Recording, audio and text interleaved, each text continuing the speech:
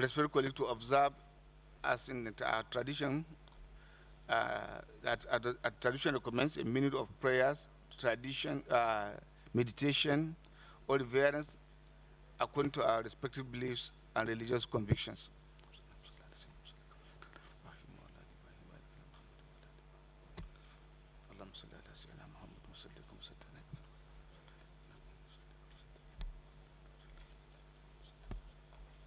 Amen. Mr. Secretary General, please proceed with the roll call of our honorable members. Thank you, Mr. Speaker. Right Honorable Tunis Sidi Mohammed. Honorable Wase Ahmed Idris. Present. Honorable Sani Malam Shaibu Bukari. Honorable Ibrahima Mimunatu. Honorable Pinto Aja Satu Kamara. Honorable Abiante Awaji Inombek Dagome. Honorable Abdul Aziz Ayaba Musa. Honorable Adamu Abdu. Honorable Adeimi Smart. Honorable Adu Johnson Kwaku. Honorable Afenyo Markin Alexander Kwamina. Honorable Agbandao Kuno Nao. Honorable Ayi Samson. Honorable Aka Hervé. Honorable Akwashiki Godia. Honorable Alimikena Francis Asikame. Honorable Ali Pui Senanu Koko. Honorable Ameya Chereme Kwasi. Honorable Asin Eme. Honorable Ayu Ibrahim Usman. Honorable Ayamba Ladi Ayi. Honorable Ayariga Mahama. Honorable Bako Nasiru Arifari. Honorable Larabe Abdullahi Salame. Honorable Balogun Adebayo. Honorable Bangura Mohamed. Honorable Baro Keba K. Honorable Bezra Emmanuel Kwasi. Honorable Boluvi Patrick Ojovi Senam. Honorable Borofis Robert Ajayi. Honorable Bukar Fugu. Honorable Boacha Emmanuel. Honorable Khalifa Seidi. Honorable Chuba Ikwe Azulinda. Honorable Kulibali Traore Ajaratu. Honorable Darbo Alaji S. Honorable Daoud Bashir. Honorable Diaz Armando Correa. Honorable Jipo Ali Amadou. Honorable Ego Emmanuel Ogene. Honorable Ezenwa Francis Onyuwechi. Honorable Fanny Musokura Chantal. Honorable Fernandez Gabriel Afledo. Honorable Gabasawa Nasiru Abdua. Honorable Bocho Marcel Mone. Honorable Gobir Ibrahim. Honorable Hazume Hippolyte Nubono. Honorable Idiango Usman. Honorable Issa Murtala. Honorable Issa Salifu. Honorable Issa Mayaki Ramnatu. Honorable Jalo Samba. Honorable Kaipe Jonathan. Honorable Kamba Abdullahi Umar. Honorable Kolawole Taiwo Misibo. Honorable Kone Kajomo. Honorable Kumo Ikona Rene. Honorable Lamina Sa Emerson. Honorable Lopez Manuela Nascimento. Honorable Masakwa Clarence Kortu Momolu. Honorable Medegan Fagla Sedami Romarik. Honorable Michelia Haruna. Honorable Mustafa Olaleka Ramoni. Honorable Ndoye Suleiman. Honorable Ndume Mohamed Ali. Honorable Ndiaye Fatoumata. Honorable Odebi Tolulope Akinremi. Honorable Ogba Joseph Obina. Honorable Okejev Emmanuel Yissa. Honorable Oluji. Honorable Pereira Diaz Orlando. Honorable Rosa Lopez. Honorable Rosario de Brito Nelson. Honorable Sahabi Alaji Yao. Honorable Saidu Alkali. Honorable Sako Mamadou. Honorable Salamba. Honorable Saleh Gabriel Zok. Honorable Sal Ibrahima Baba. Honorable Sama Shaka Musa. Honorable Sankara Abdullahi Danladi. Honorable Santos Tavaradi. Honorable Sarion Aja Fata. Honorable Snow Jr. Edwin Melvin. Honorable Suarez da Costa Isa Filomena Pereira. Honorable Soklingbe Senu. Honorable Sila Adama. Honorable Taiwo Oluyemi Adewale, Honorable Tunkara Bileji, Honorable Omeuji Michael, Honorable Vilan Abdullahi, Honorable Yusufu Abdurrahmani Bida Noum, Honorable Zargo Stephen G.H. Mr. Speaker, the list is exhausted. Thank you. Thank you, Mr. Secretary General. All members, pursuant to Article 71, Paragraph 2 of our Rules of Procedure, Parliament always has the requisite number to deliberate and settle its agenda.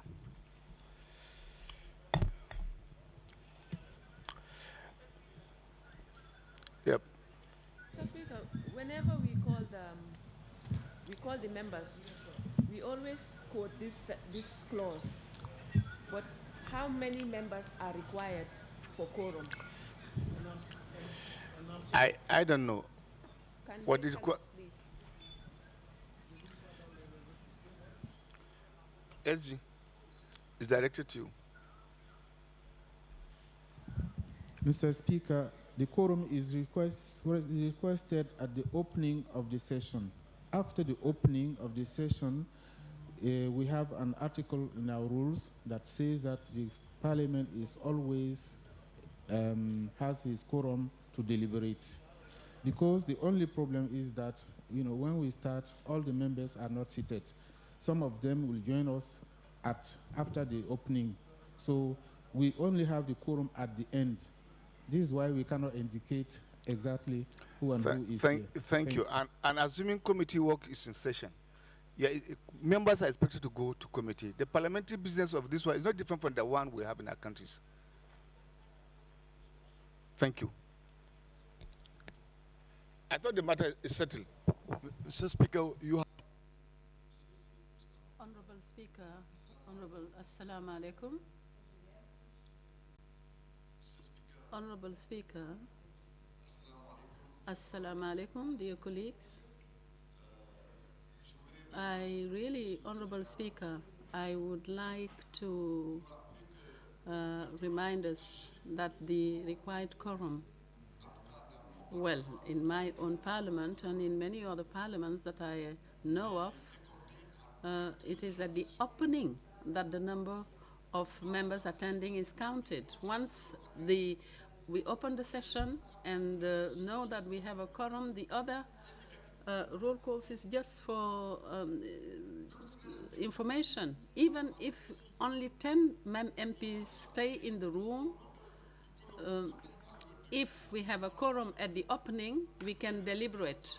And I would like to thank our colleague. Well, maybe his remark want to suggest that colleagues should attend often, but you know that during a session, colleagues can be sent on mission, others can have appointments, others may be working in the ad hoc committee, as is the case now, because in the ad hoc committee they are finalizing the report, so we can take it that we have a quorum and that we can deliberate. Thank you very much, Honorable Speaker. Respected colleagues, the agenda for today's plenary sitting, Friday, 8th December 2023, is devoted to an interactive session with UNO women, WACSOF. The third agenda, which is supposed to be a report of the ad hoc committee, is not ready. They have approached me to seek that this report be allowed to late tomorrow. So we'll skip that, the third one. Honorable colleagues, before we start our meetings, I would like to remind you of the provisions of Rule 105, Paragraph 1 of our Rules of Procedure, and I quote, Parliament strives to develop cooperation with other parliaments, interparliamentary institutions, development partners, and non-governmental organizations, end of quote. Thus, in accordance with the provision of the rule of with the rule quoted above, I wish on behalf of all of you and on my own behalf to welcome to Parliament the delegations of UN Women and NGO WACSOF. For the procedure, the provision of Rule 84 of our regulations will be applied. We will therefore have a joint discussion of the items On this note, I now give the floor to the heads of the two organizations to make their presentation, after which we would proceed with the debate. I first give the floor to the presenter for the UN Women.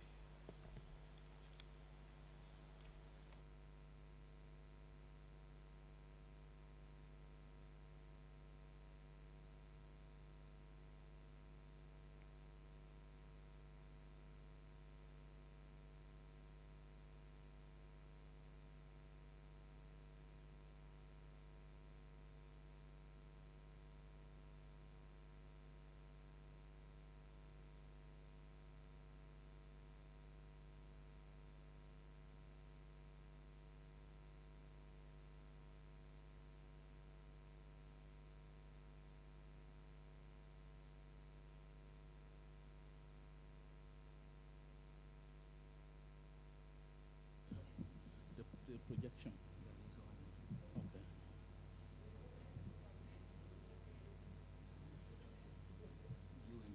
Yes.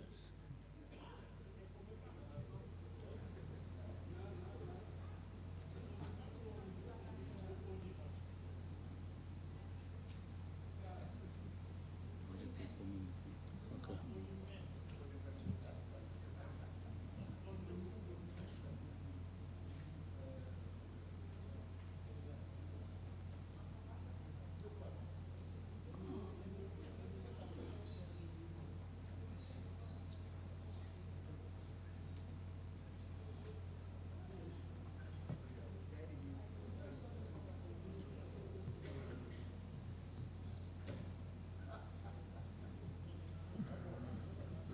The speaker asked if you can compress the presentation. Yes. With a short, To have. to have it short, so that we can allow the debates. Okay, I will do that.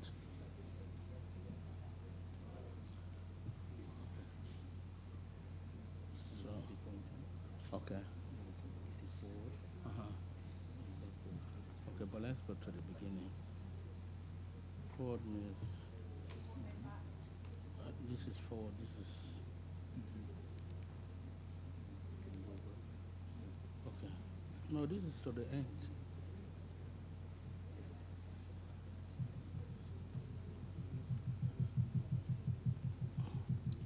I will not go too much with the presentation. Yeah. Okay, fine. So if I want to go to the next one, just come back.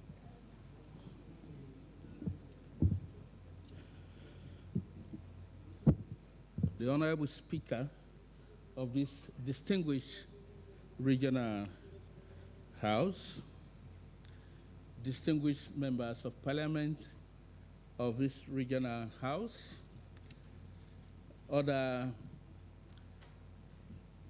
high-ranking executives and associations with the house.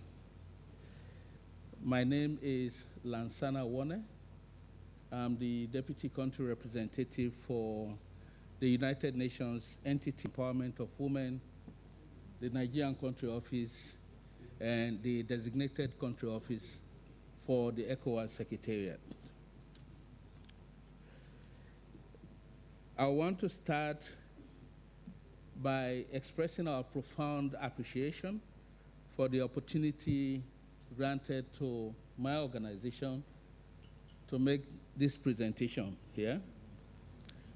We've had some few interaction previously with this house, and today is a continuation of those interactions.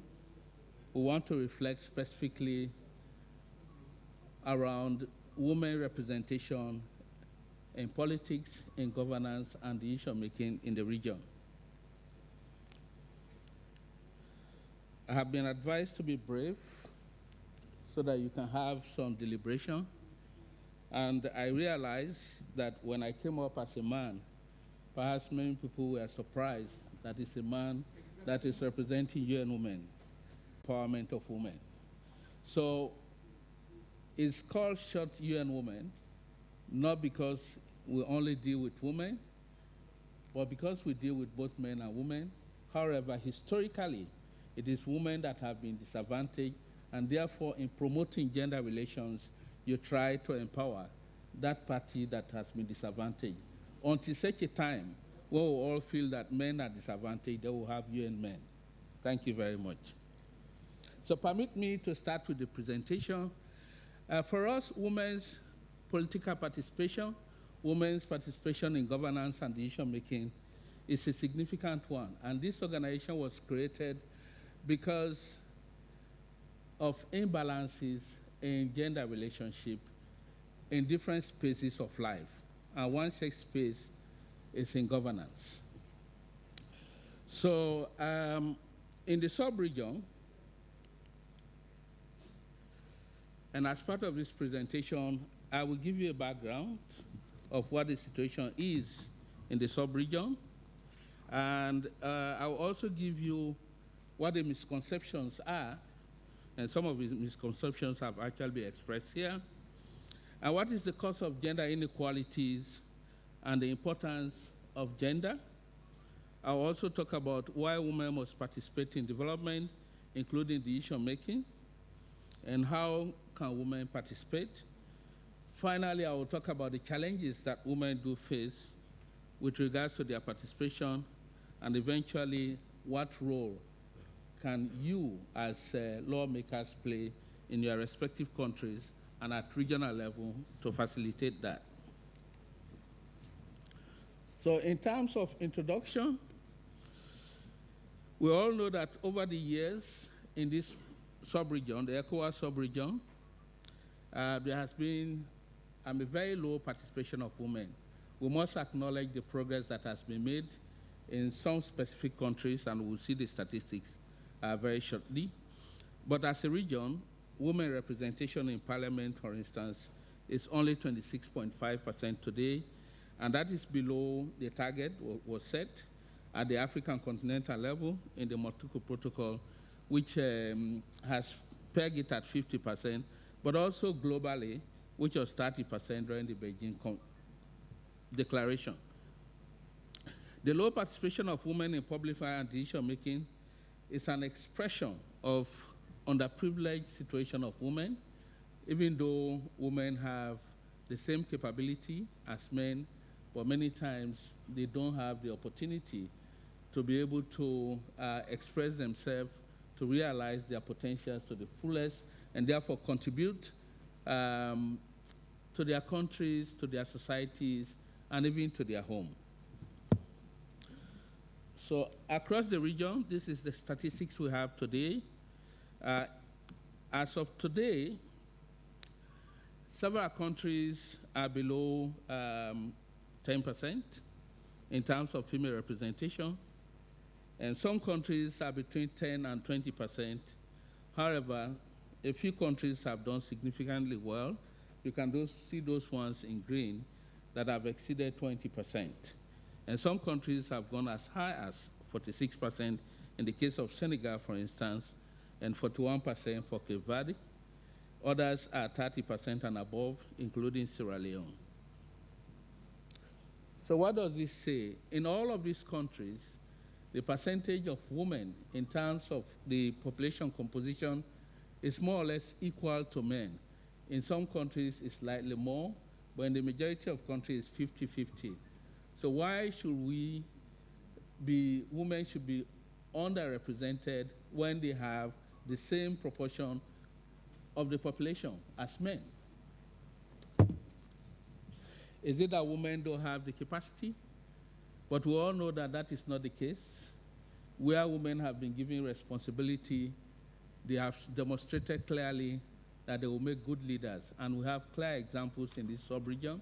Not too long ago, the president of Liberia, a female, distinguished herself. And we have in this country, for instance, few women who are actually leading the international community in terms of creating development. The Deputy Secretary General of the United Nations, for instance, and the Director General of WTO are some of the examples that come to my mind. We also have women from other countries, and I know in Sierra Leone, for instance, that the Assistant Secretary General in in Kenya is a Sierra Leonean woman, and she has been Under Secretary General for quite some time. she will also be able to serve in government in Sierra Leone. I think these are all examples that we should emulate and make sure that we give the space to women to participate. So, but why do we find women in a disadvantaged position when it comes to participation in governance, but also in life generally? I think foremost is the fact that there is a misconception about what gender equality is. So many times people think when we talk about gender equality, it means women becoming men and men becoming women. That is not the case. That is not what gender equality is. Sometimes we also think that when we say gender equality, many times people say it's a Western conception, and it means women becoming rebellious to their husbands in the home. That is not the case. That is not what gender equality is about. Some people think that gender equality means women will topple men, that if we give space, for instance, in the next election, it's going to be women who will be in the house. It's not going to be men. That is not the case. But what does gender equality mean? And what does gender stand for? For gender equality, which simply means give equal opportunity to men, women, boys, and girls to express themselves, to realize their potentials, to contribute fully to their development processes, and also benefit from those processes without any limitation that is placed on them simply because they are women or girls. So that is what we talk about. It's simply about creating a level playing field and give equal opportunity to males and females. So gender, as I said earlier, refers to the roles and responsibilities assigned to women and men by society. So it includes the expectation as regards the probable characters, aptitudes, and behavior of women and men. So what we assign to women is not necessarily what women are, and what we assign to men is not necessarily what men are. We all distinguish ourselves, we show our potentials in different ways. But sometimes societies put some particular expectation. There are many times when people say, oh, women cannot get out in the night to campaign. But we have seen that if you can become a president, and a woman can become a president, which means they have campaign strategies to become head of state. So those narratives are what we want to change. So next, what is the relationship between,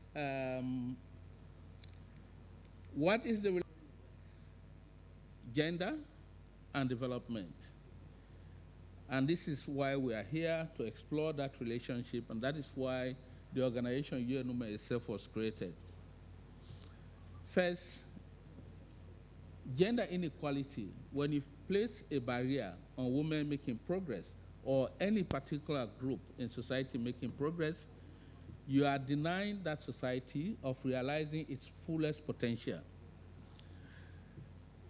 If women are prevented from taking part in governance, then all the thinking will be done by men, and therefore it is not likely to serve society equitably, because men and women perceive issues differently, and they analyze it differently, and they feel issues differently.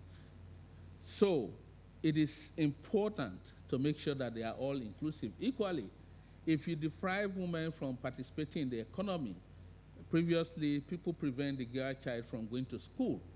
But today we now see that girls can become medical doctors and lawyers and so on and so forth.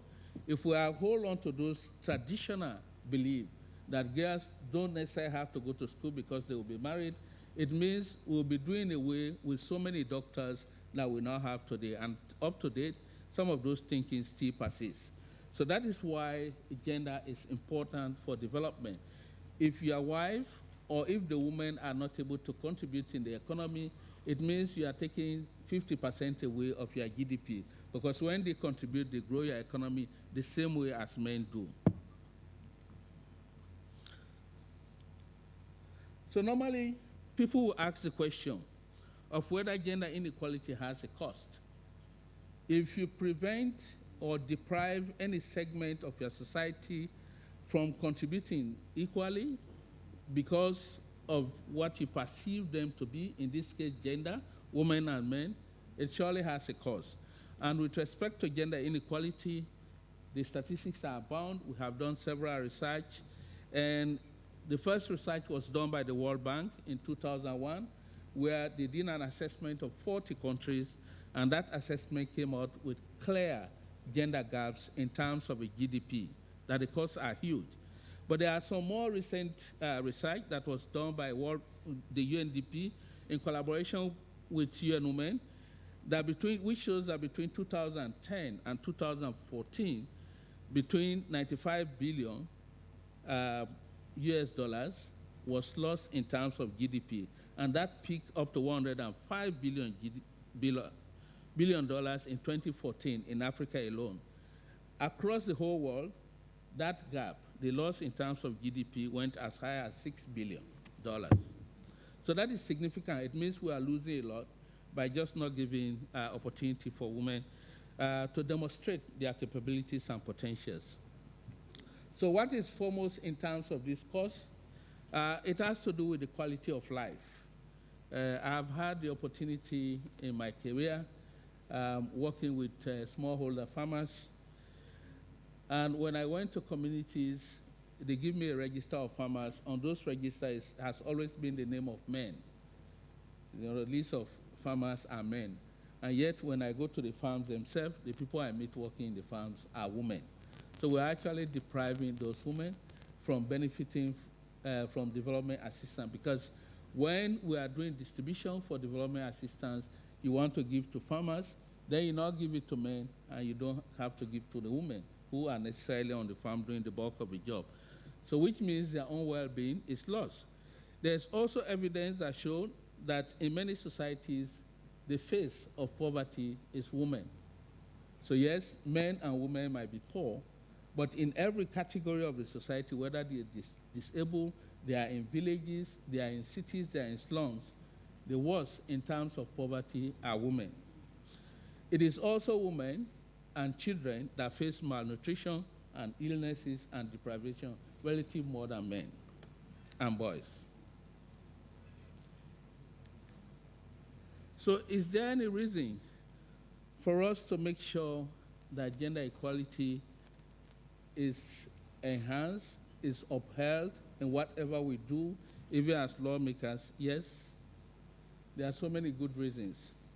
If you don't promote the well-being of men and women in the same way, boys and girls, some of the evidence we see, the feminization of morbidity and mobility, for instance, you will see more women dying, either out of pregnancy and childbirth-related issues, or simply because they are not able to take care of their healthcare needs in terms of cost. Next, what about development efficiency, the aid efficiency? Again, we have done enormous research in this, that when you are doing development, if you are making investment, whether as a country or also international development partners, that development investment will only be efficient if it is equitably distributed among women, men, boys, and girls. If you limit it to one area, then you are not going to get the best outcome out of it. The next thing to look at is what it is. Why must we promote the participation of women in development, including the issue making? I think this is very important. It has been at the heart of global development. During the Millennium Development period, we have the MDG 3 that was promoting gender equality and the empowerment of women.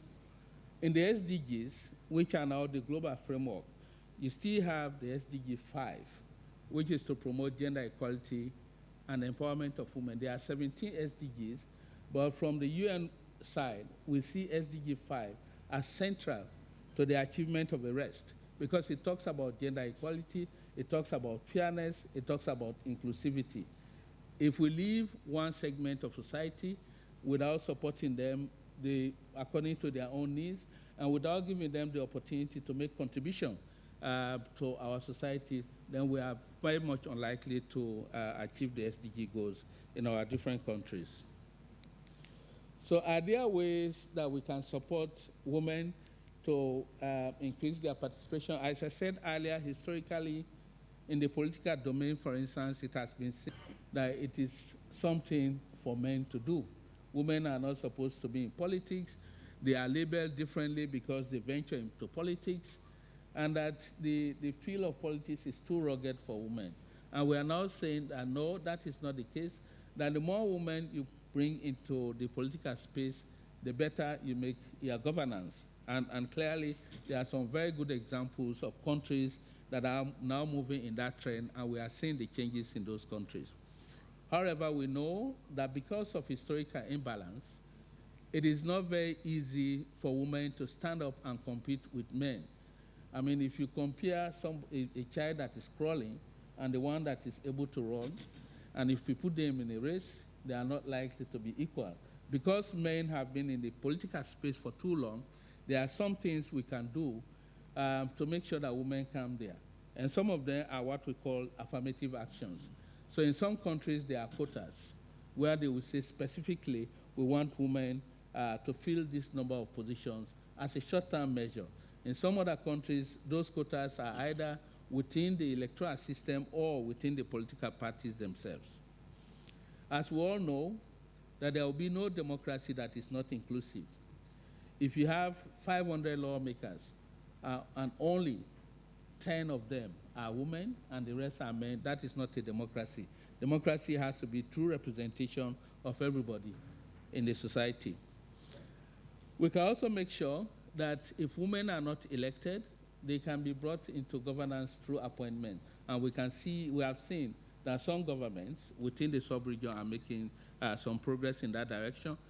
These are commendable. I know that you all come from different countries, and you probably know what your countries are doing along that journey. So, what are the challenges that women face in politics? And perhaps if you are aware of those challenges, probably there could be an opportunity to help them. One is the monetization of politics, buying votes in elections. The male pocket today, in average terms, for the majority of men, is probably bigger than women in the political space. And because we have to buy, elections are expensive. We have to campaign people, and it involves a lot of money. Women sometimes shy away, one, because they cannot commit those resources. If their political parties can take them along, making that investment in their campaigns, surely they can be voted because they are good leaders. The second one is cultural and traditional norms affecting women's participation.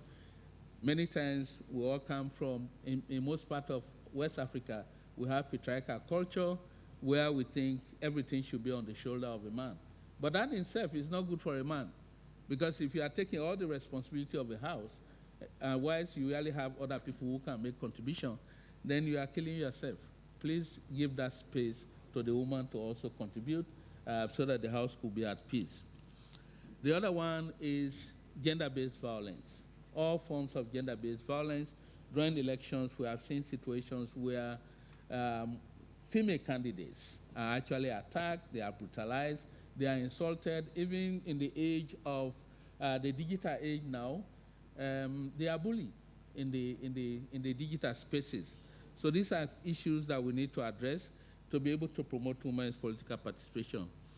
And many times it's as a result of lack of inclusive and credible democratic process, deliberately where you have the dominance of one group of people, in this case men against women, we kind of close the door, that we don't open that for women to be there. So in terms of how this can impact, the impact of the challenges is the reduced number of women contesting in the elections and aspiring for political office. Many times they are intimidated. Reduction or even the absence of political campaigns for women. Limited visibility of women, even though women can be in parliament, and sometimes even within parliaments, they can be bullied. Some women resign, and I have seen evidence in Nigeria here where they were given symbols and say we cannot continue. Difficulty in recruiting women as election or polling staff. Again, when it comes to the election process, even electoral officers that are female sometimes are deliberately targeted. We have seen reduced number of women voting, that can register to vote. We have also seen reduced voter turnout where elections are marred by conflict. And in addition to all of this, there is psychological and physical short and long-term consequences for people who suffer from violence. And finally, sorry.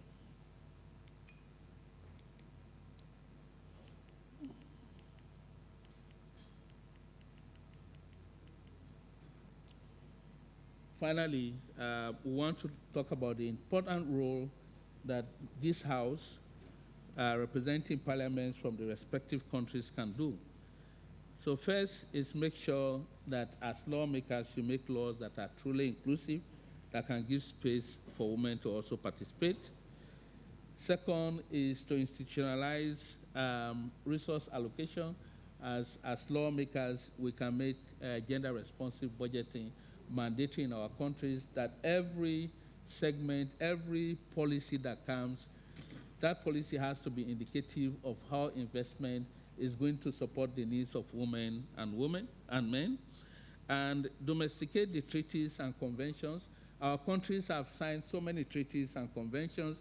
We are all members of the United Nations, of ECOWAS, of African Union, and we signed to all of these agreements. So once we get back to our country, let's make sure that those agreements are domesticated and implemented, and create and maintain an environment for upholding equality and justice, where there is unfairness even within the parliaments where you sit. Make sure that you come to the aid of the women so that they can be able to make their contribution as much as possible.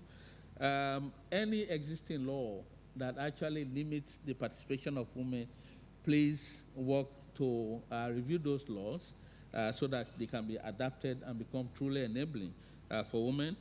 And finally, it will be important to consider affirmative action, that the playing field has not been fair, it has not been even, and therefore moving forward, we can only promote inclusivity if we take specific measures such as affirmative action. On that note, I thank you very much for the opportunity, and I stand here to answer questions if you have those ones. Thank you.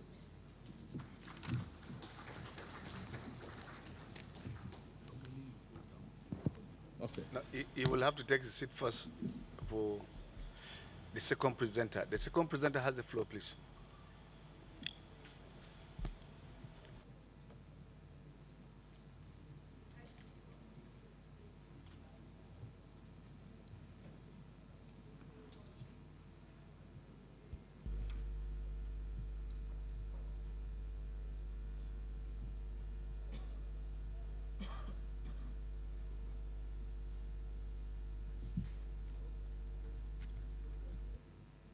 Scroll again. This is the forward. There's a fold. Need a that fold. Can you make it a little bit short Yes. so that we can allow the debates? Sure. Yes, I will. Okay. Honorable Speaker of the ECOWAS Parliament, since I've been asked to make the time so short, so please permit me to stand on established protocol. My name is Josephine Alabi. I'm the first Vice President of WACSOF, that's West African Civil Society Forum.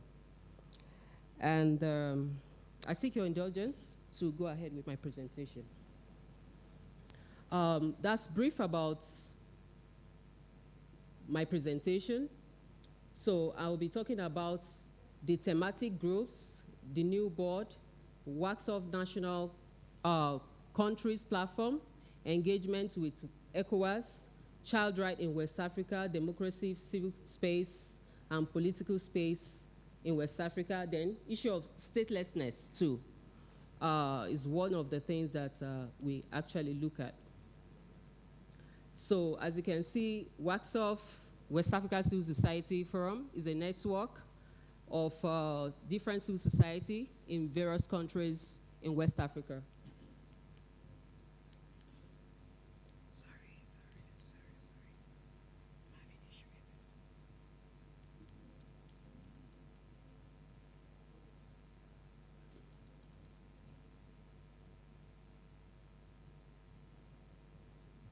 It's not moving. The middle. It's not moving. Maybe I should use my paper. Okay, you can roll with the keyboard. Let me use my paper. You can roll with the keyboard. Okay. Okay. Okay. All right. So WACSOF strengthens capacity. What's about WACSOF now? So talking about the strength, raises awareness, performance, advocacy, mobilization of civil society, etc. Then evaluation of ECOWAS member state policies for prosperous, stable, and peaceful. You can see that. Then the organizational structure, you have the General Assembly, the Board of Directors, you have the Executive Director, then the 15 national platforms, and the thematic groups. We have 10 thematic groups. Then what we do, capacity building for women, youth, CSOs, media, sensitization, advocacy, monitoring and evaluation, engagement with ECOWAS and other institutions, policy formulation and implementation, advisory studies, policy briefs, positions, position paper, support to ECOWAS in the implementation of Vision 2050. So these are the 18, the thematic groups. I have to be jumping, please. Then we have this.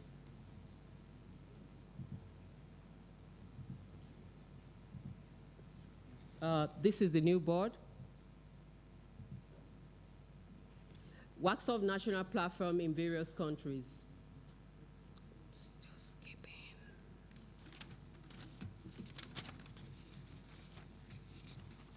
Sorry, I have to use this. I think this is not really friendly. So the regional, the engagement with ECOWAS, I have to be jumping in. The children in West Africa, we have 1,400 children consulted on survey, 1,000 plus CSO trained, and issue around capacity building on ECOWAS child policy. Then challenges. Children of Africa, especially in West Africa, face a range of challenges that impact their well-being, development, and future prospects. So I think it's a regional issue, but we try to focus more on children here. Issue of child labor and exploitation, gender inequality and limited access to quality education, healthcare and nutrition challenge, and climate change impacts, and lack of social protection. So these are some of the challenges: child trafficking and migration, conflicts and instability, lack of focus on early childhood development in the region, lack of knowledge of sexual and reproductive health rights, many other issues that are affecting children, by issue of statelessness. And traditional practices is also one of those things that like female genital mutilation, child early marriage, children without parental care, among others, are issues that we're trying to summarize here. So our recommendation, we look at effective implementation of ECOWAS child policy and more focus on child participation, support to fight extremism in terms of violence, and more collaborations with CSOs, more focus on child affected by armed conflicts, because issue of violence, I think, is one of those things that is really going along in the region. So we're trying to say that issue of brief of sanction on ECOWAS country member like Mali, Burkina Faso, and Niger, since children are silent victims in this matter, because a lot of them are going through a lot now. So we try to talk about democracy, civic space, and political space also in West Africa, challenges. The recent occurrences of military, institutional, and electoral coup in West Africa have highlighted the fragility of democracy governance in West Africa. Many signals have shown that democracy, civic space, and political space are under threat in West African region. So I'll just try to talk the headline. The democracy, we try to look at the electoral processes.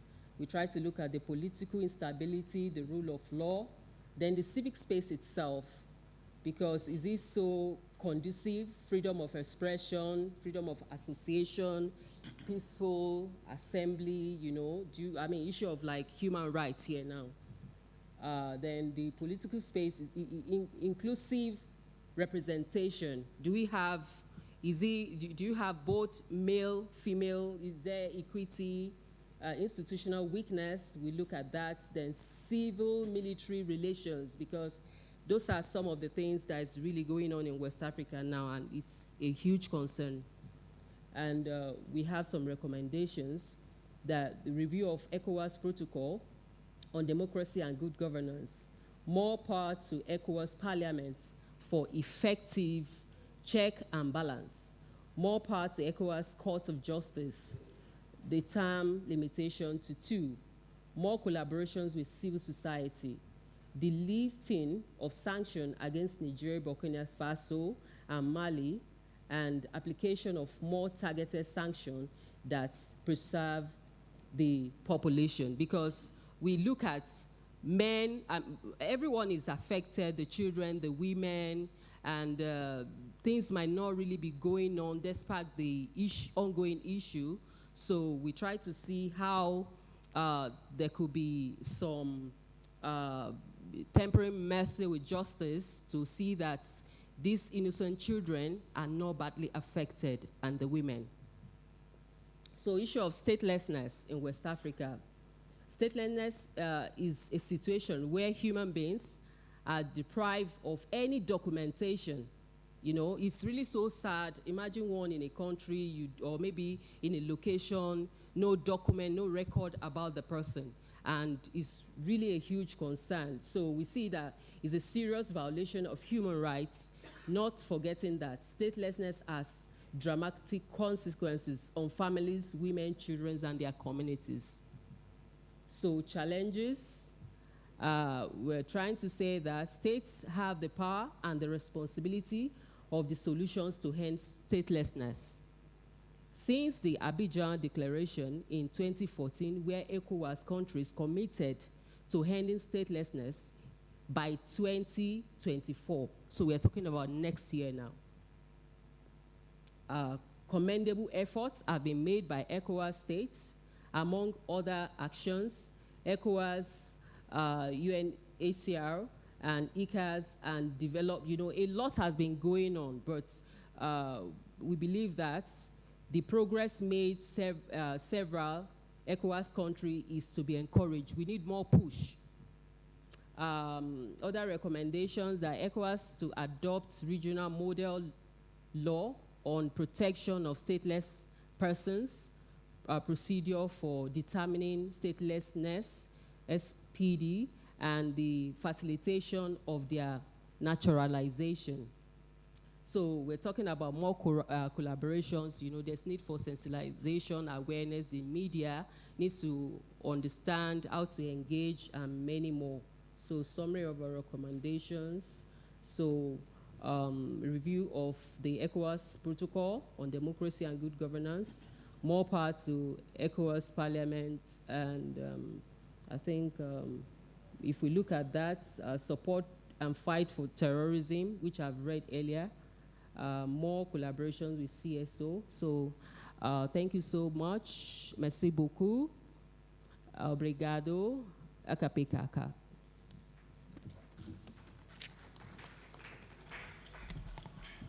So I think I can go back to my seat. Thank you. Yes. Thank you very, very much, our presenter. As you may now open the register for those who want to intervene.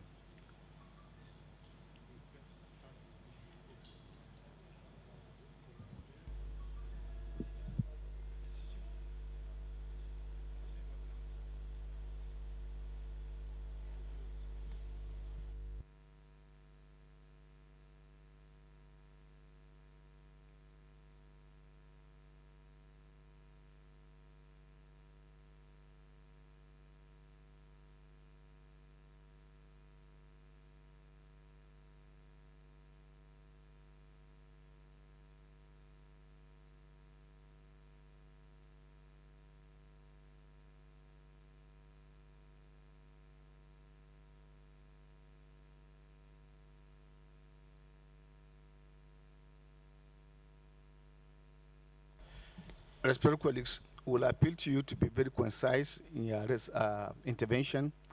I want to also put a reminder to you that today is Friday, so our Muslim brothers will be very soon be going for to observe the Friday prayers. In this regard, I want to appeal sincerely to all of us to be very much concise in our intervention. Thank you very much. Honorable Sani Malam Bukari. Merci, Monsieur le Président. Thank you, Mr. Speaker. Mr. Speaker, I congratulate the two speakers who have presented the two institutions which from which they are coming. I'd like to take up the first presenter. I saw from the presenter, I don't know if it is an oversight, but she did not give. Avoir ces précisions-là parce que she did not give ample data on Niger and women, because during the last election, Niger made significant headway in terms of electing women into elective offices. That gives me concern because, and then furthermore, when I heard of UN Women, I saw that it was a man that came to make the presentation. I found that a bit strange, and even though I know that gender also means equality, but of course you did share a little light during your presentation, so thank you for that. I'd also like to ask you what you intend to do to drive up women's quota in elections, unless there are two different elections, because when you ask a country during an election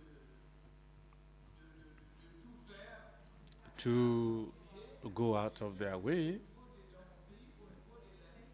and I know that in my country, on the list,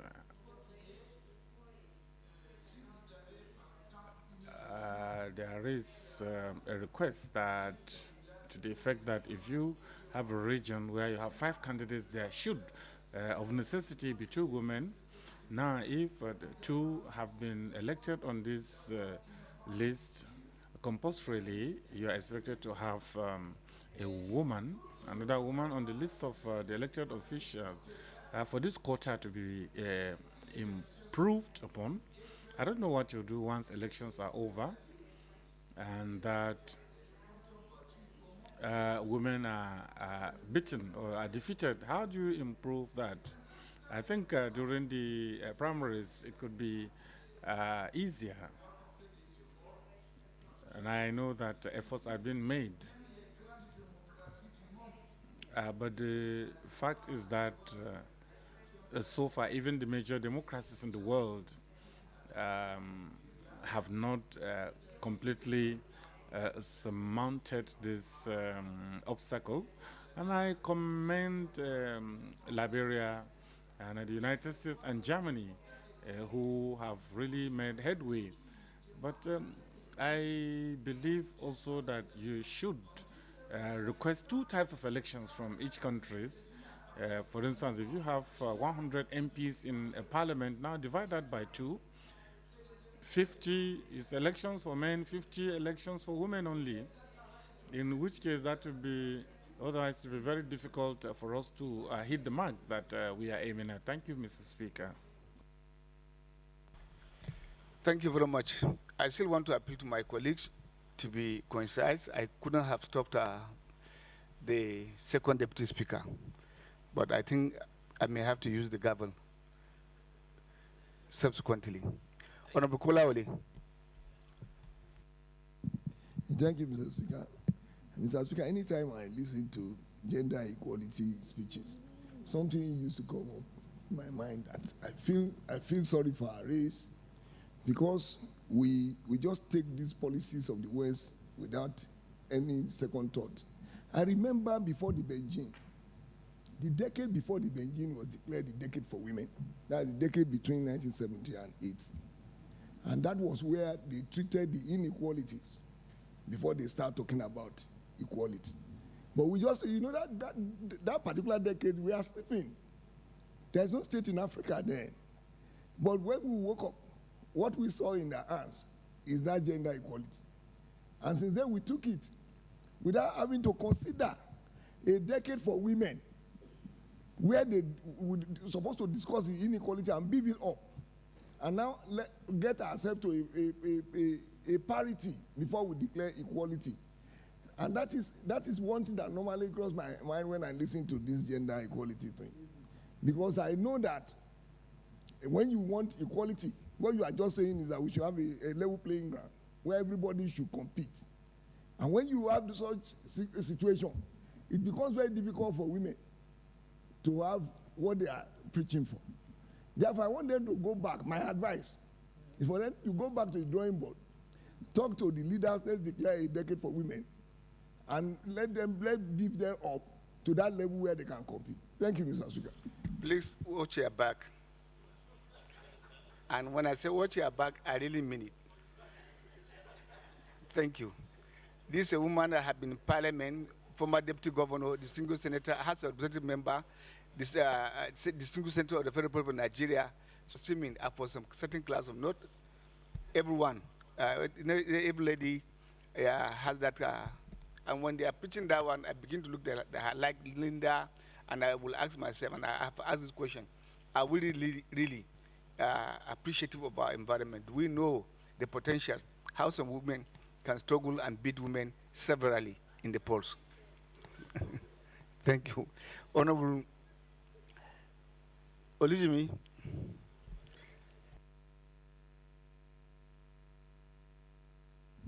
Thank you very much, Mr. Speaker, and thank you for always standing by us. Let me thank the two speakers that came up, and the CSOs and development partners for always speaking up for women. I'm even grateful, Mr. Speaker, that today it's a man that's speaking for us, because our problem for them. For all of us. So, and our problem is that there is no enforcement of all the laws that are available. Nobody is willing to enforce those laws. We should stop thinking about empowerment now and gender parity. We should start thinking of how to enforce all the laws. And ECOWAS should start thinking of a general law that will be binding on all the states of the region, so that we all have equal laws. So many of us have done it: Sierra Leone, Liberia, Senegal. There is no reason why Nigeria, our country, cannot also do that. Again, Mr. Speaker, there was a time when we had these exchange programs between countries. Then it was between America and Britain. Is it impossible for us to have such a program within the West African sub-region, where a student that is in his second year in Nigeria can go to Gambia and spend 3 months or 6 months and then come back?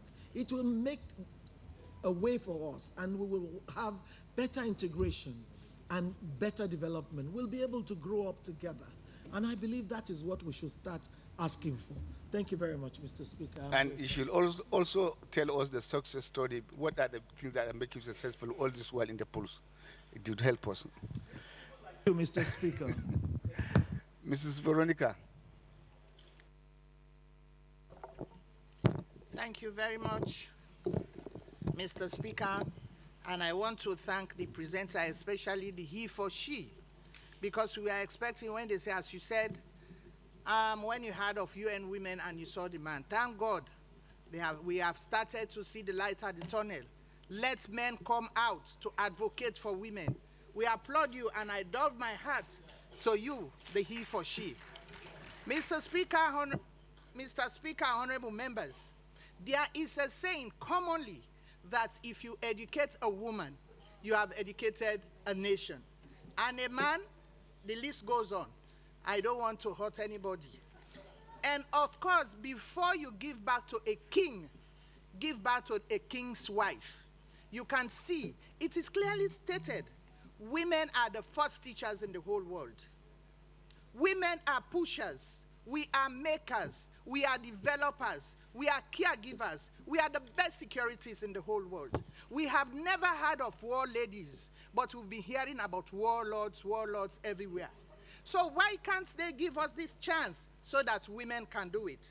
And this is what we in Sierra Leone we have shown to the world, that we women are so important. They can do it. Behind any successful government, there are women. Behind any successful man, there is a strong woman. So you can see the importance of women. I can go on and on and on about importance of women in this world. And in our stanza, we have an anthem that has been approved by the Commonwealth. The second stanza says, women now are working to build a better world, for the love of peace can rest on every shore. When men lay down their weapons to learn to love and share, and women want to bring an end to war, we will bring the end to war. So you have to incorporate, you have to encourage women. So I'm very thankful to the man who presented the UN report, and I want to double my heart and go and tell the UN women that we the women, this is our time, this is our chance. We don't want to challenge you people, but we should be seen side by side. Let us walk side by side. You know, sometimes men, you will be thinking about so many things, but women will be there to pamper you, to keep you on the toes. And again, if you talk to the bone, you talk to the flesh. Women, we should love ourselves. Let's no man, because sometimes the men bring problems to us. But let us keep a thick skin, that we women can do it. Women should be thick-skinned. Don't be carried away. Don't be. You have to be focused. Maintain your standards and dignity, so that we will lead, and others will follow. And to our children, please, sir, I saw your mic, but let us clear this. Our children, we are there. We lead. They want to take from us. So what all these women have said about violence, it started in the homes. Normally, the men sometimes send their boys to school and leaving the girls, not doing that, they will help them tomorrow. So what I'm saying, all what our sister has presented on the women and all what your conclusion or recommendations, be rest assured, we the women here in the 6th Parliament, we will give the example to the world. We will show the example to the world. And we will show the example to this ECOWAS Parliament in the 6th Parliament. Thank you very much. Thank you, Madam. Calls for us to again have a think in terms of our curriculum. From the little history I learned, there's a little deviation from what Madam Veronica is saying. Because I remember Queen Amina of Zaria, there were Bayajida, Darawa. These are people who have led war in the past. So, thank you very much. Honorable Abandao.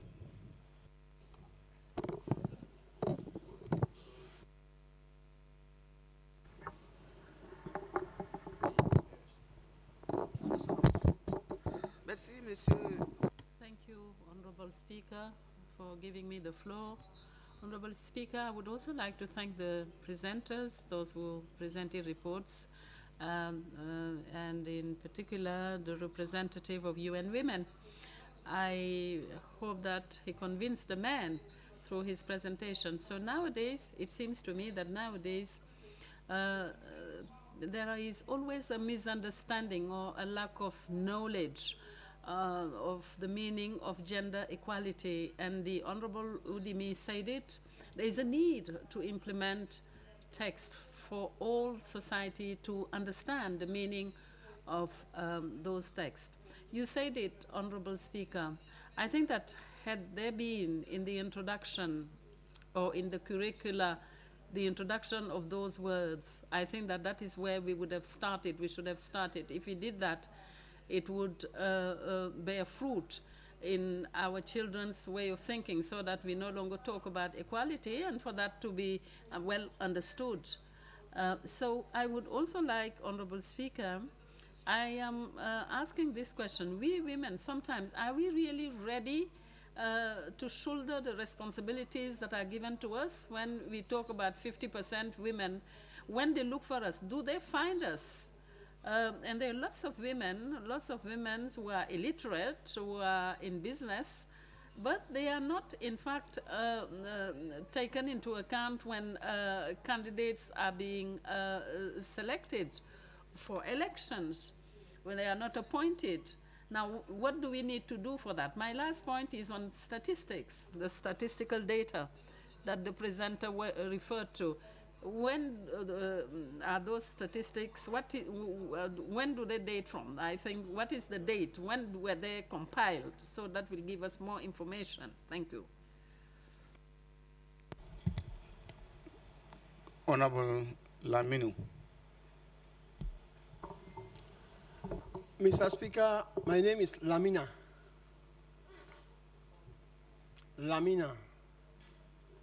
Thank you very much, Mr. Speaker, for the opportunity. Again, I want to doff my hat to the presenter of UN Women. I want to pay tribute to one of the bills that is now giving birth to women representation many years when the CEDAW was ratified. I'm talking of the Convention on the Elimination of All Forms of Discrimination Against Women. Today, I see before us a representative of UN Women presenting the need for us to encourage our women in decision-making offices and in governance as a whole. Mr. Speaker, from what I've learned and I've seen so far, it is high time we in this community ratify affirmative and positive articles. I must say that I admire one of the articles in the ECOWAS that states that within 6 months or so, you cannot shift the goalpost. That is, you cannot make new laws in any ECOWAS country, especially when you are closer to elections. And that has worked. If it has worked for many countries who might want to shift the goalpost today, ECOWAS can also make fine laws that will give the leverage, the protection of our women. Very important. We can emulate from that Article 48 in the ECOWAS articles to be seen and accepted by countries across. Mr. Speaker, I respect the sovereignty of countries. They have their various laws, they have their various constitutions, and I must respect that. But again, from those constitutions, we can also ratify acts. For example, in Sierra Leone, for example, we have the PPRC Acts. It was just political party registration commission. We changed it towards our election because we wanted to see political parties adhere to affirmative laws. It is now regulations. What does that mean? It means it now has the power to deregister political party that will fail to adhere to the 30% quota.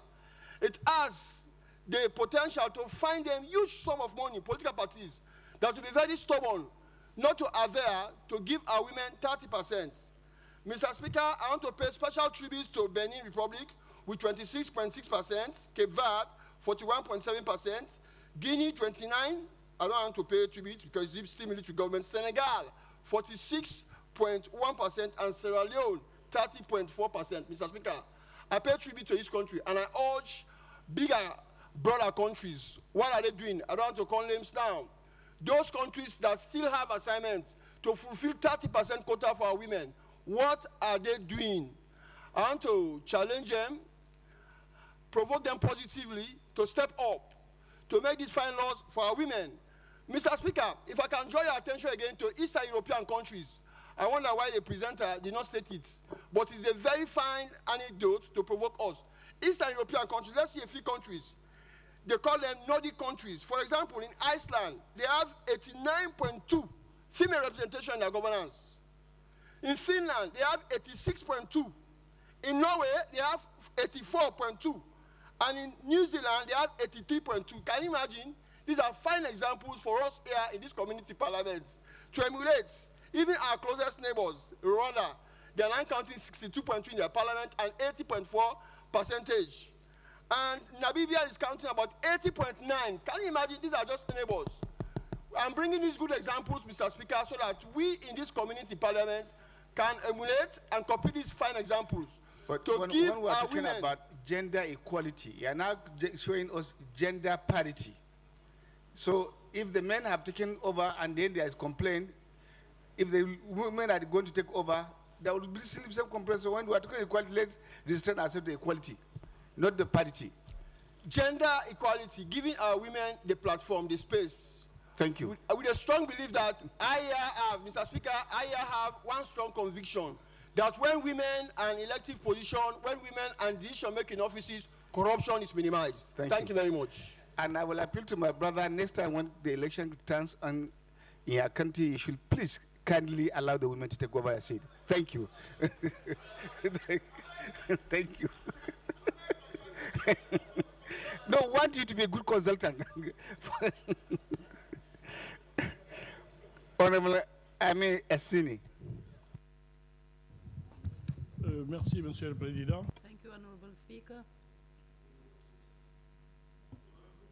It is with a lot of joy. Well, first of all, I would like to congratulate the presenters, and in particular, the first presenter, because really, not only did he have the document that made it possible for us to follow from beginning to end, but he took more time. Well, we brought pressure to bear on the lady, asking her to move faster.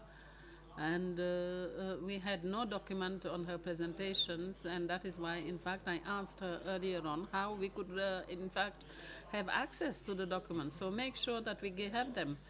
And I would like to congratulate the first in the classroom, Senegal, with 46%, and really ask the last, that is Nigeria, the last in the classroom, Nigeria, which is the biggest country in the room, to really make some efforts. And Honorable Speaker, I hope that you will be our spokesman for that. So women, I just want to refer you to a phrase, a saying of the former African revolutionary, President Ahmed Sékou Touré, who said, and I quote, to those who want to listen, that power is not given. You go for it. He said it in the time of independence in the year 58. He said that you conquer power. Power is not given to you. So women, you know what to expect. And you lack solidarity among yourselves. I have experienced it. I have been campaigning when we have Eme and Abanda. The women are the first one to leave Abandao aside to go and vote for Eme. So if there is no solidarity between you, how do you want the men to support you? When we go for election, everyone wants to be there. So start by supporting yourselves, supporting each other. Start by believing in it. If you don't believe in it, you will never get there. You will never succeed. So today, we in Senegal, if the national list, on the national list, there is no problem. It is compulsory. You have one name. If the first name is a man, the second should be a woman, and so on and so forth, all the way to the end. But if you didn't get 50%, because there is another list for departments, and that is where, in fact, there are difficulties, because there are some departments where you have only one candidate. So if you have only one candidate, of course, the women often tend to withdraw. So we go, a man, we take a man, and we take another man somewhere, and at the end of the day, you find yourself with a majority of men. But if men were fighting really in their departments, I think that we will have a higher percentage. And that is why I say that, well, maybe this second deputy speaker who proposed that there be 2 different elections, one for men or one for women, 2 different lists, maybe that would be a good system that will resolve this problem. So once again, I urge that the lady really send the document to us, her document, to make it possible for us, because it is important archives. And I thank you, Honorable Speaker. Very much, my brother. Honorable Raisa has the floor. Merci beaucoup, Monsieur le. Thank you very much, Honorable Speaker. thank you very much also to the presenters. Really, we are delighted to be here as Senegalese for having complied with the rule of parity between men and women in decision-making bodies and on list of candidates for elections. Previous speakers have asked, what should we do? There is a need for there to be solidarity between women. In May, all the women of all political parties in power or in the opposition, all of us got together and chose one woman to go and meet President Abdoulaye Wade to seek that parity between men and women. So there was no question of one being from the party in power or from the opposition party. Solidarity starts with men. We are talking about UN women, and it is a man who made the presentation. So we should have said UN men. We cannot justify it. I do not understand. We are talking about UN women, and we have a man presenting. That is my first point. And secondly, we need to sensitize heads of state, because usually it is the heads of state who create those problems. I cannot but thank the President of the Republic of Sierra Leone when he welcomed ECOWAS. He said before everyone, before the President Veronica, we cannot have one man, one woman, but we'll have 2 men, 1 woman. And I congratulate him in my own name and on behalf of ECOFEPA.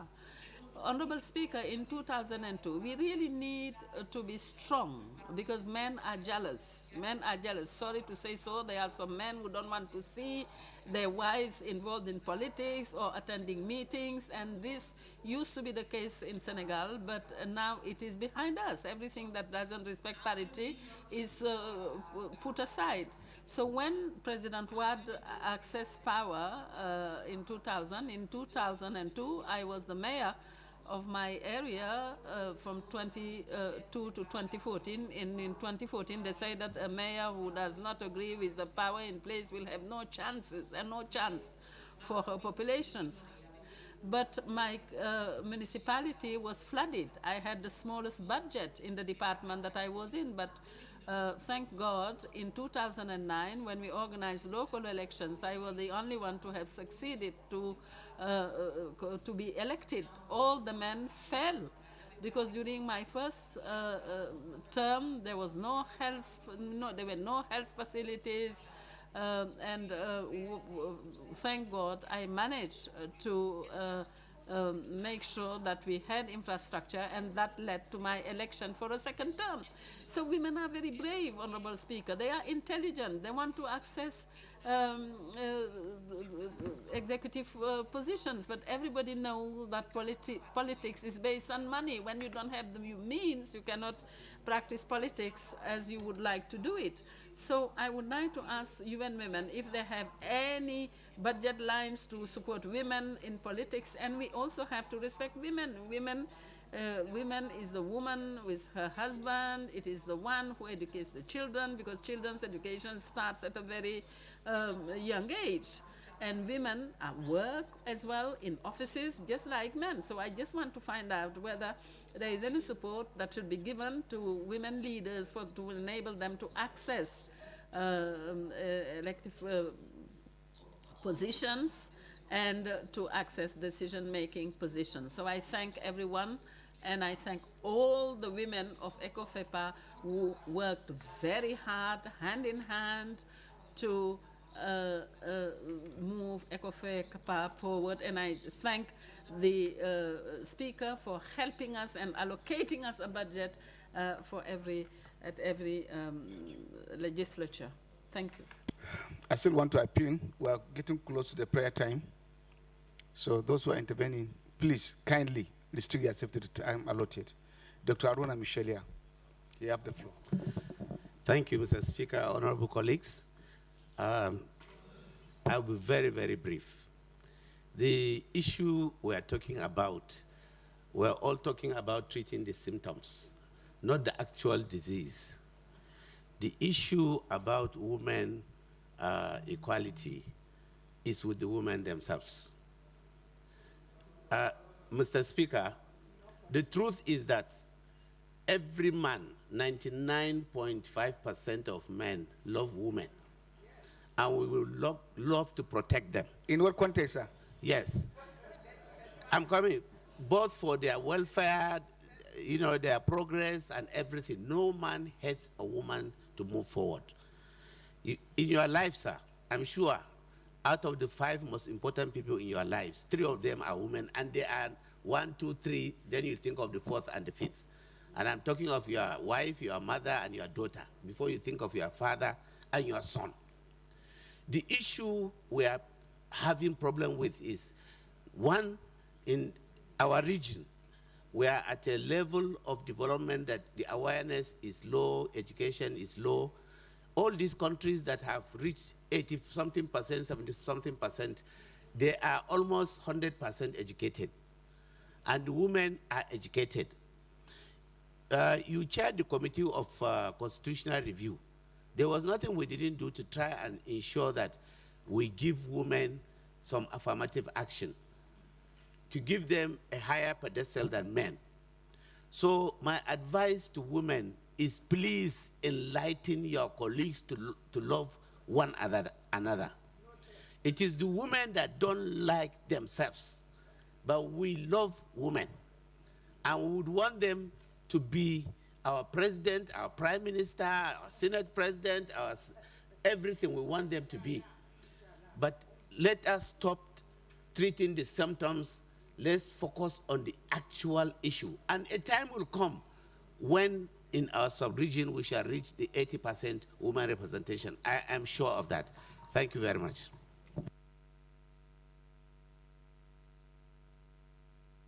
Thank you very much, respected colleagues. I don't know. Give me that paper.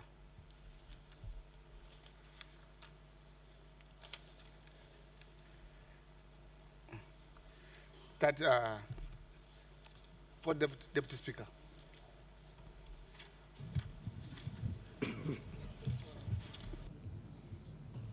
Obrigado. Thank you, Honorable Speaker. I would like to thank my colleagues, MPs, and also the presenters of this very important topic for the life of women, men, sons, and daughters. I'm not going to make a long speech. I just want to ask a question. First of all, we speak here 3 languages. The documents that have just been submitted by our partners for this seminar, which we are going to be sharing with our sisters, are only in English and in French. There is no document in Portuguese. How do you think that we can share these documents with our people when they are not translated? Now, I do believe that ECOWAS has 3 official languages, and this needs to be taken into account. That is my first point. Secondly, I want to also ask to women the support. I want to ask you and women, the support that you are giving to countries, do those funds reach the women? Because I remember at the time of elections, there were some women who had absolutely nothing. And elections in West Africa and in the whole world need investment. Elections need money. And to do, we have political parties in our countries. When they are working out the list of candidates, this is where the problems start, because those who are at the head, those who come first on the list, are never women. And how do you want women to move forward? That is where the problems start, with our political parties. For instance, in Guinea-Bissau, we have lists circulating, but how many women in fact, are heading first on those lists, because the women do not have strength, they do not have the capacity, they do not have the possibility to be elected.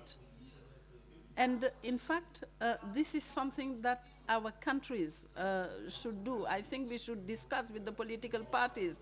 We should raise that in the political parties, because that is where the problems start.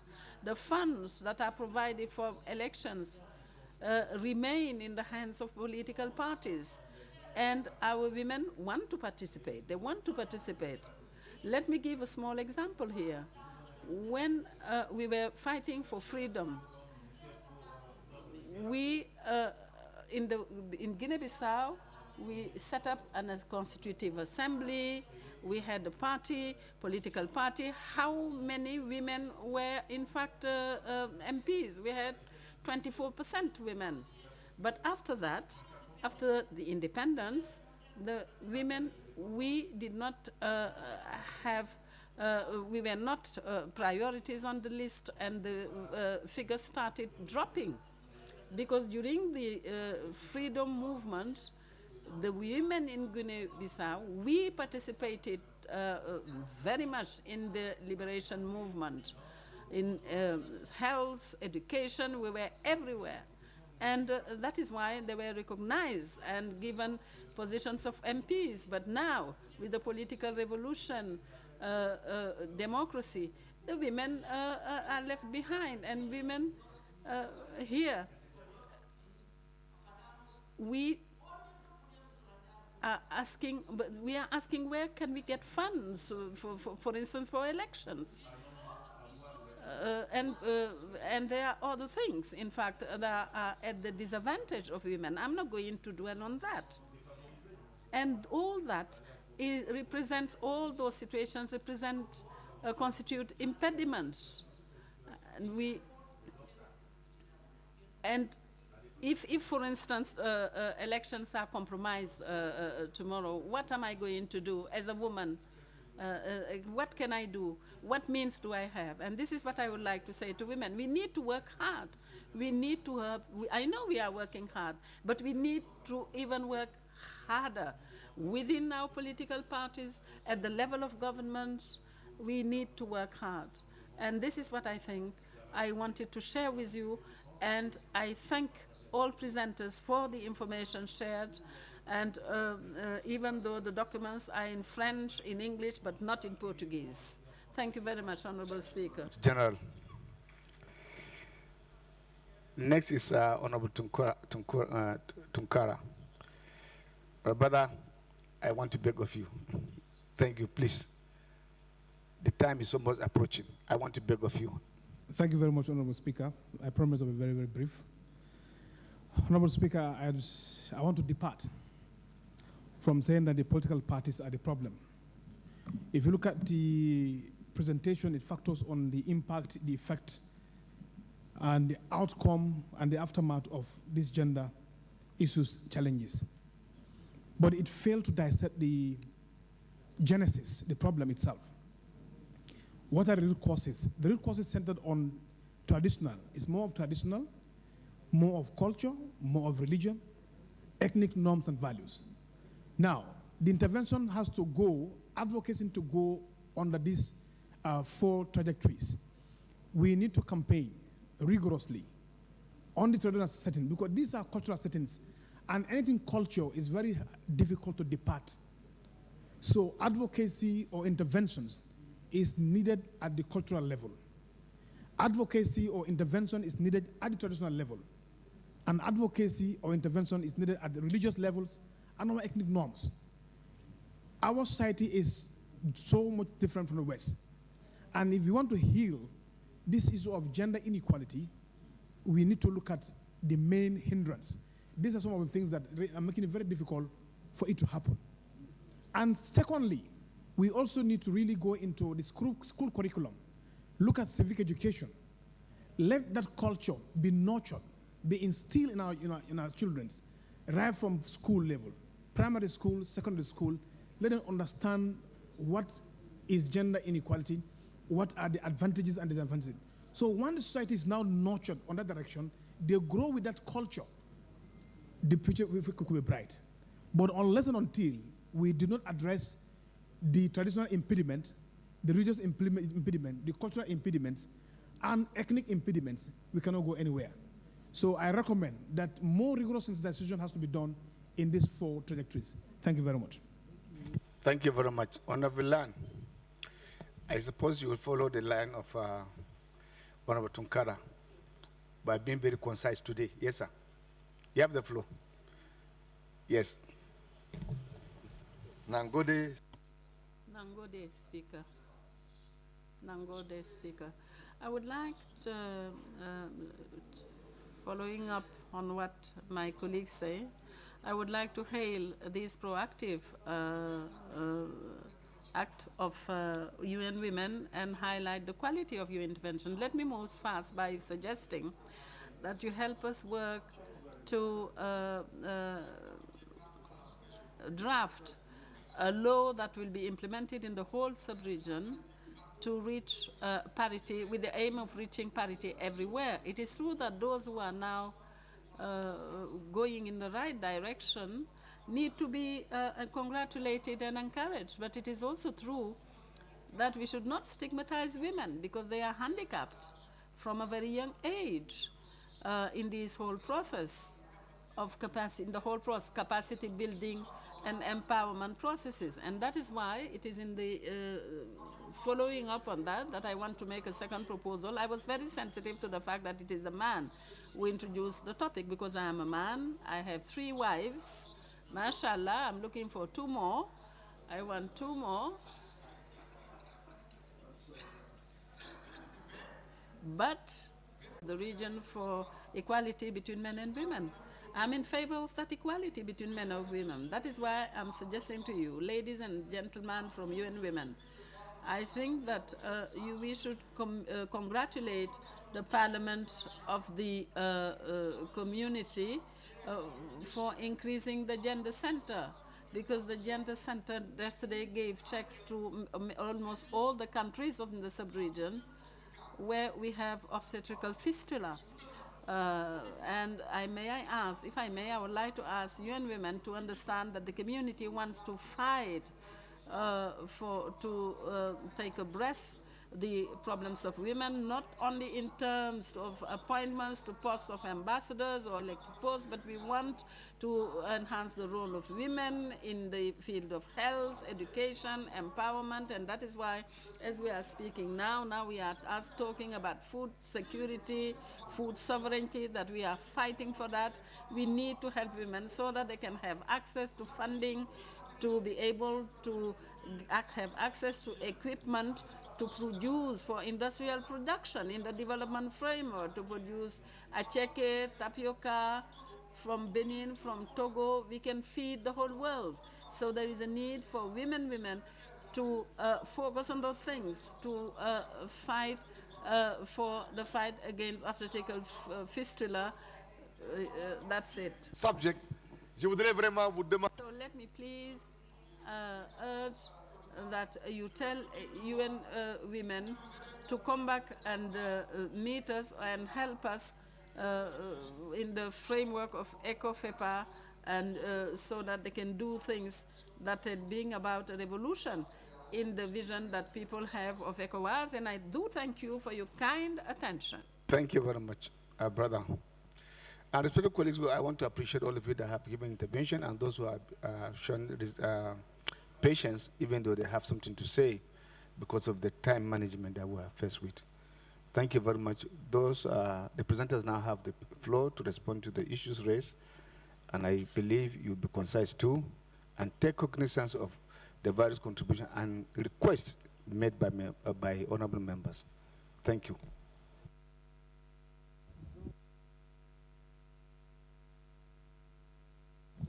Okay. Thank you very much, Honorable Speaker, and the distinguished lawmakers here today. Again, I feel very much delighted with the level of discussion that has been generated by the presentation we made today. And I believe those discussions, during the discussions, many of the questions that were raised by some members here were also answered by others. And so perhaps I don't need to go into the specificities of the questions. But then specifically to the initial question about Niger, we are very much aware that Niger had made some progress. However, we get the data from the Interparliamentary Union. They are responsible for collecting that data. And the latest they had was as October 1, 2023, and it didn't have Niger. So probably because Niger has suspended the constitution, and therefore we didn't have any possibility to present something that is not coming from a valid source.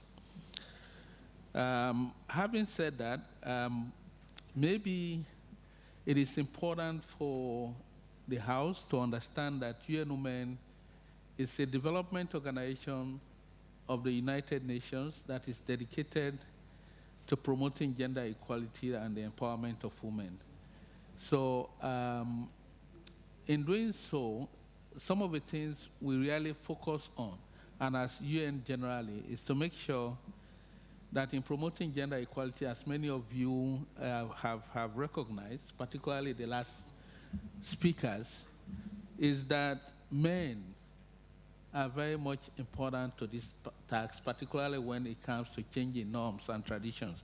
You will agree with me that if this presentation here was made by a woman, you take it for granted. Many of the men will have taken it for granted because you have been seeing women talking the same thing. And for the women too, for too long a time, issue of gender equality has been a discussion by women, and oftentimes you talk to yourself.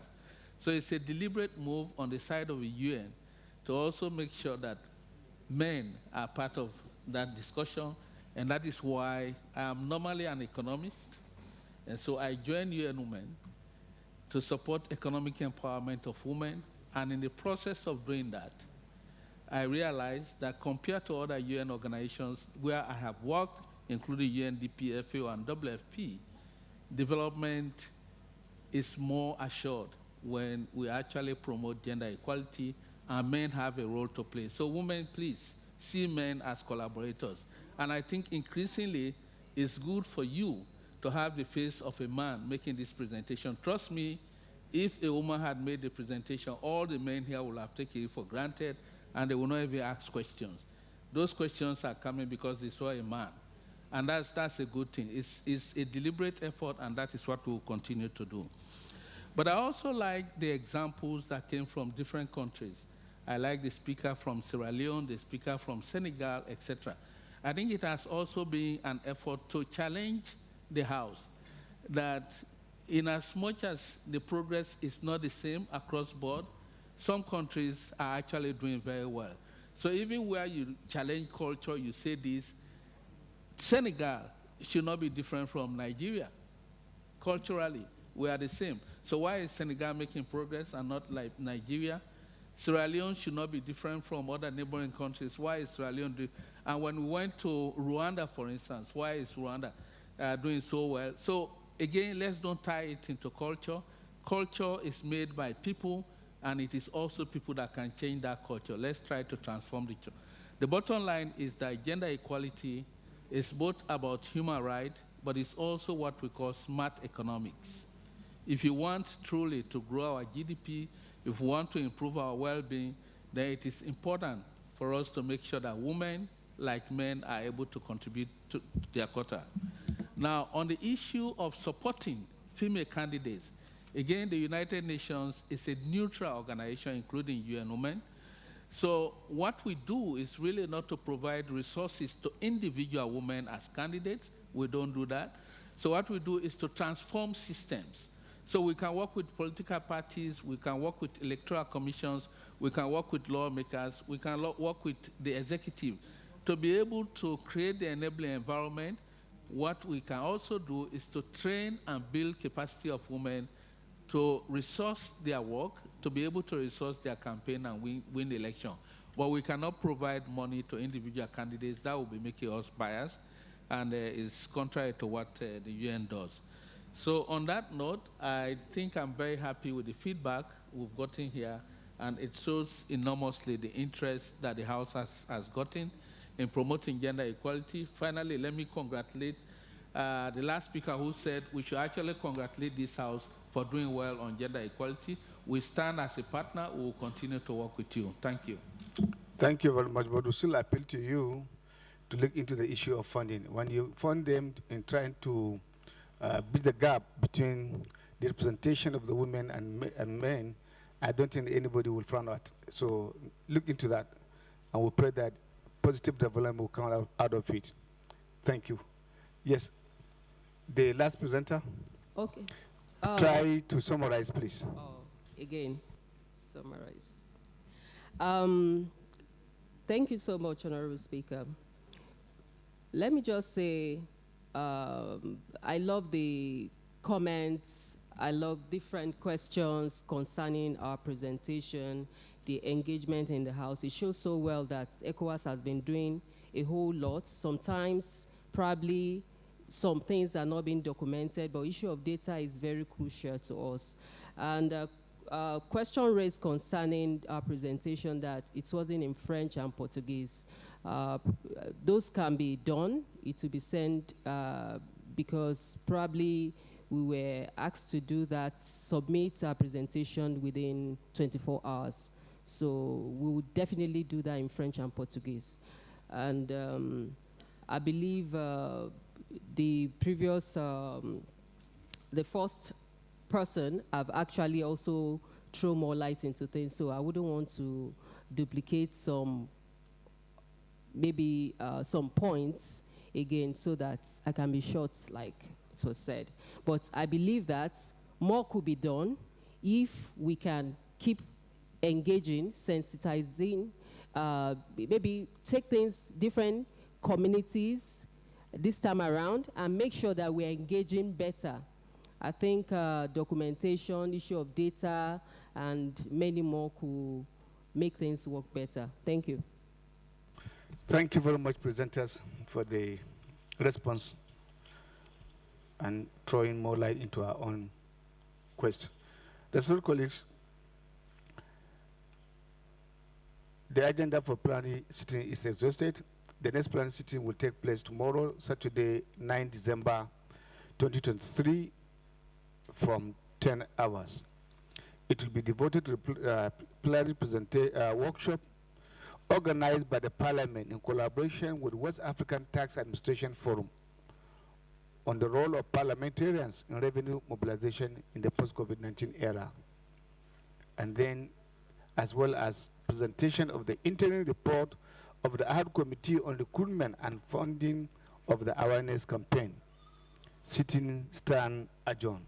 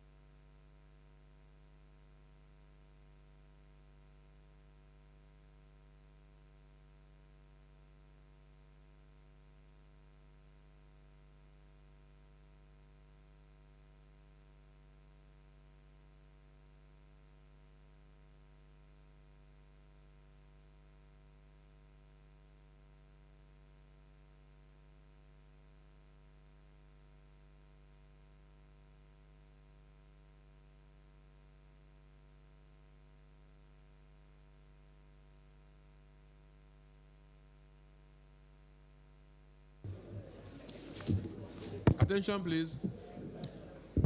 Members of the ad hoc committee will expect to meet after lunch, if not immediately. Soklingbe. Soklingbe. Is it after lunch or now? After prayer. Okay, members of the ad hoc committee, please, we'll meet after prayers. 2:30. Sama, 2:30. Meeting room 9. Thank you.